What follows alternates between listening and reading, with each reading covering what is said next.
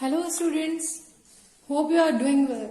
So today we are going to start our new chapter or another lesson, the noun, gender. Okay, so let's start. Genders tells us whether a noun belongs to the male, female or to neither of the two classes. Thus, gender are of four types. अब देखिए gender क्या होता है. Gender ये होते हैं, ऐसे nouns होते हैं जो हमको बताते हैं कि ये नाउन्स वेदर मेल है या फीमेल है, या फिर मेल और फीमेल नहीं है तो फिर ये दूसरा कौन से है, either neither of the two classes, यानी ये दो क्लासेस मेल फीमेल से बिलोंग नहीं करते हैं तो कौन से दो क्लासेस से बिलोंग करते हैं, ये हमको नाउन्स बताते हैं. इसलिए जेंडर के कितने टाइप्स है, फोर टाइप्स है. फर्स्ट है मैस्कुलाइन, सेकेंड है फेमिनाइन, थर्ड है कॉमन जेंडर एंड फोर्थ है neutral gender. Okay, so first we will C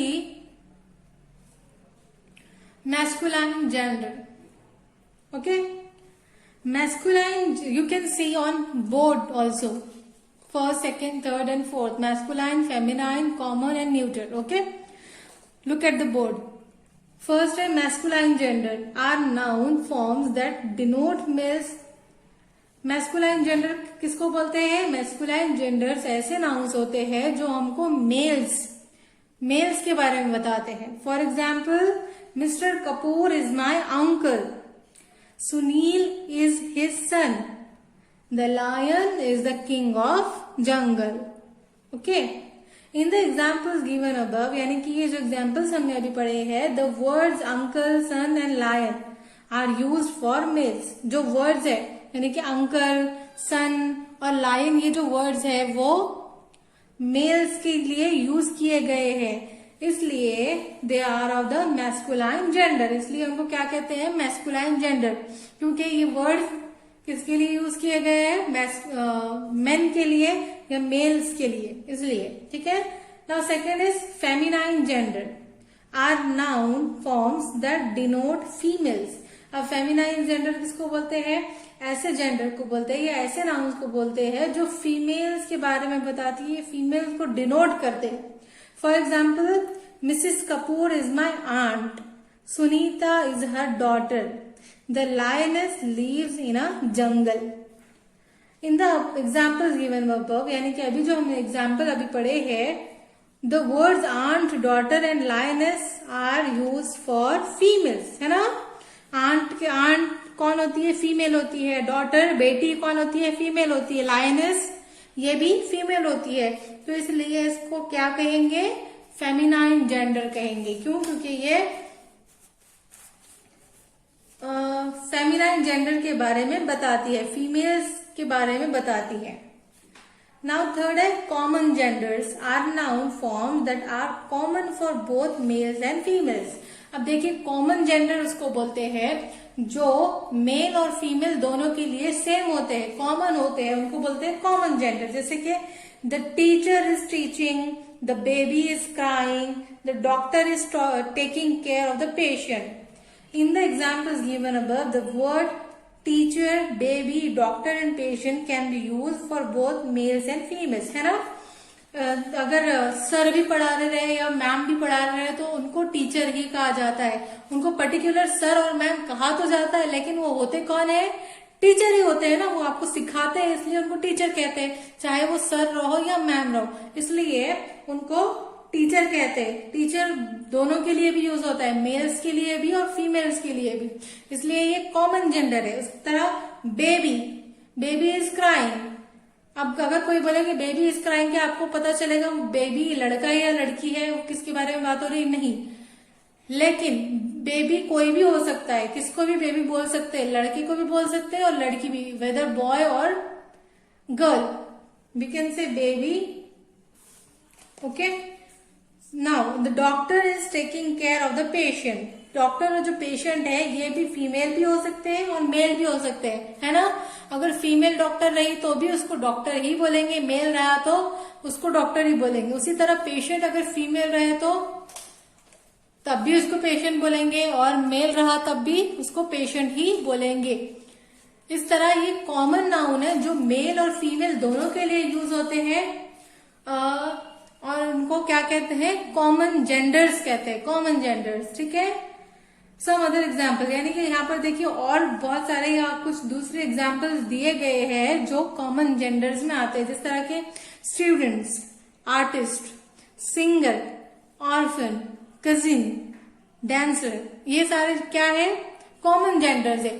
mails के लिए भी फीमेल्स के लिए भी ये दोनों यूज होते हैं, दोनों के लिए ये जेंडर्स, कॉमन जेंडर या कॉमन नाउन यूज होते हैं, तो उनको कॉमन जेंडर्स कहते हैं।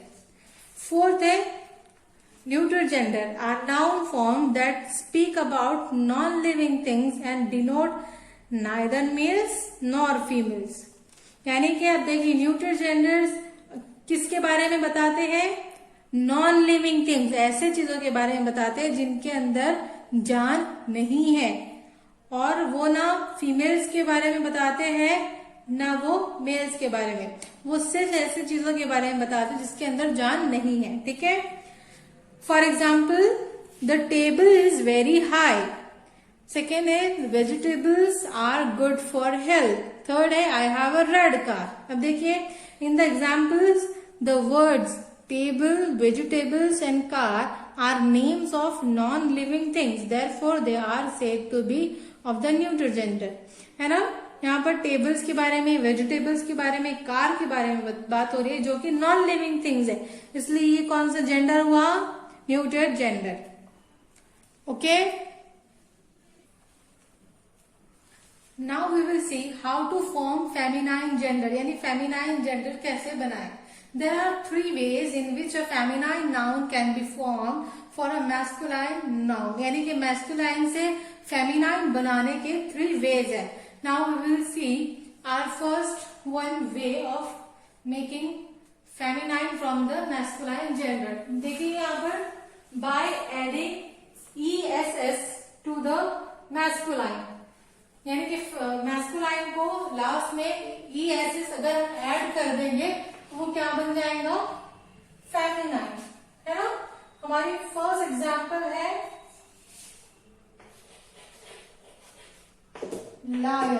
लायन को क्या करेंगे, ess ऐड कर देंगे तो वो क्या बन जाएगा, फेमिनाइन। इसी तरह ऑथर,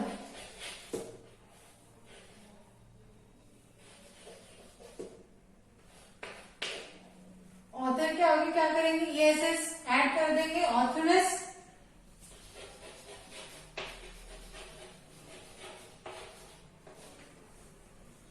थर्ड है होस्ट, क्या करेंगे, ess ऐड करेंगे, क्या बन जाएगा, फेमिनाइन, होस्टेस। ओके। इस तरह से हम मैस्कुलाइन से फेमिनाइन बना सकते हैं। Now sometimes the form is slightly changed before ess is added, यानी कि ess तो ऐड होता है फेमिनाइन बनाने के लिए, लेकिन ess ऐड करने के पहले बिल्कुल स्लाइटली या बिल्कुल थोड़ा सा डिफरेंस होता है फेमिनाइन बनाने में। तो हम वहां पर आप वो वाले एग्जाम्पल्स अभी देखेंगे। तो पहला है, यहाँ पर देखिए पहला हमारे पास एग्जाम्पल है मास्टर। ओके। मास्टर का क्या हो जाएगा, फेमिनाइन, मिस्ट्रेस।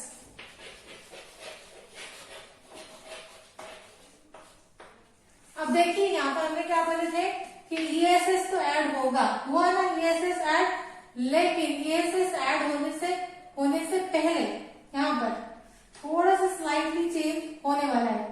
तो ये कुछ एग्जांपल्स ऐसे हैं जिसमें स्लाइटली चेंज होगा थोड़ा बहुत। तो जिस तरह मास्टर से मिस्ट्रेस बन गया, बिल्कुल थोड़ा सा चेंजेस है, आई पर चेंजेस है, लेकिन हमने es इसमें भी ऐड किए हैं। उसी तरह हमारा दूसरा एग्जाम्पल है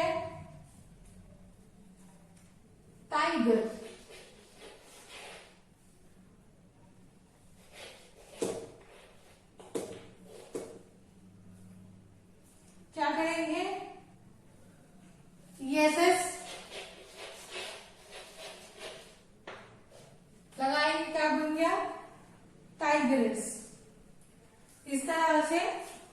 ये मैस्कुलाइन से फेमिनाइन बनते हैं। और लास्ट एक थर्ड वाला एग्जांपल देख लेंगे, जैसे कि है हमारे पास गॉड, है ना। तो गॉड का क्या करेंगे, देखिए यहां पर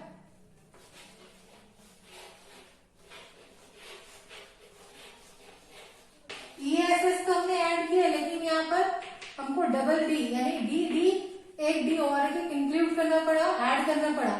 क्या बन गया, फेमिनाइन गॉडेस। ओके, इस तरह से ये हमारा पहला वे था, पहला तरीका था मैस्कुलाइन से फेमिनाइन बनाने का by adding ESS to the masculine. Okay, अब देखिए यहाँ पर हमारे पास दूसरा एक वे है मैस्कुलाइन से फेमिनाइन बनाने का है। वो क्या है, by a different word, by a different word, है ना। यानी कि जब हम मैस्कुलाइन से फेमिनाइन बनाएंगे तो अब हमको SESS लगाने की जरूरत नहीं है, बल्कि यहाँ पर बिल्कुल पूरा वर्ड ही चेंज हो जाएगा। मैस्कुलाइन वर्ड अलग रहेगा और फेमिनाइन वर्ड अलग रहेगा। जिसके भी हम एग्जांपल्स यहाँ पर देखेंगे। जैसे हमारे पास फर्स्ट हमारी एग्जांपल, हमारे पास यहाँ पर एग्जांपल है, वो है बैचलर। देखिए बैचलर का फेमिनाइन क्या बन जाएगा, मेड।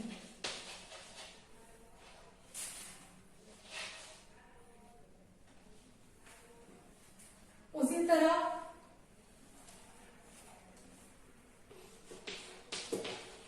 यार हैविंग बुल, बुल का क्या बन जाएगा,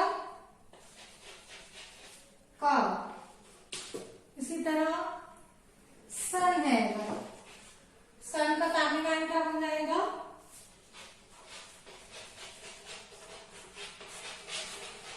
डॉटर। तो इस तरह से यहाँ पर by a different word masculine से फेमिनाइन क्या बना, बैचलर से बना मेड। बिल्कुल अलग डिफरेंट वर्ड है ना। हमने एस कुछ इंक्लूड किए, कुछ ऐड किए क्या, बिल्कुल भी नहीं। यहाँ पर वर्ड ही पूरा का पूरा चेंज हो गया है।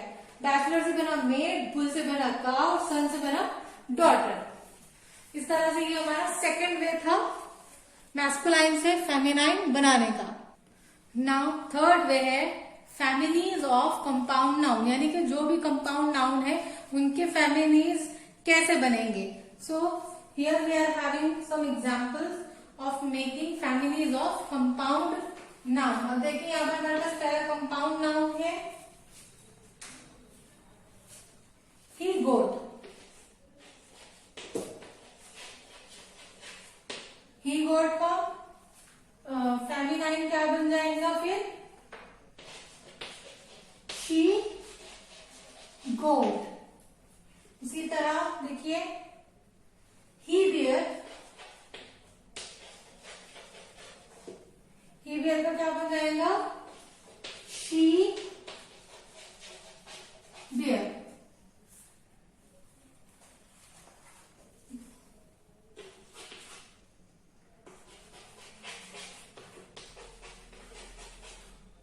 मिल्कमैन, मिल्कमैन का क्या बन जाएगा,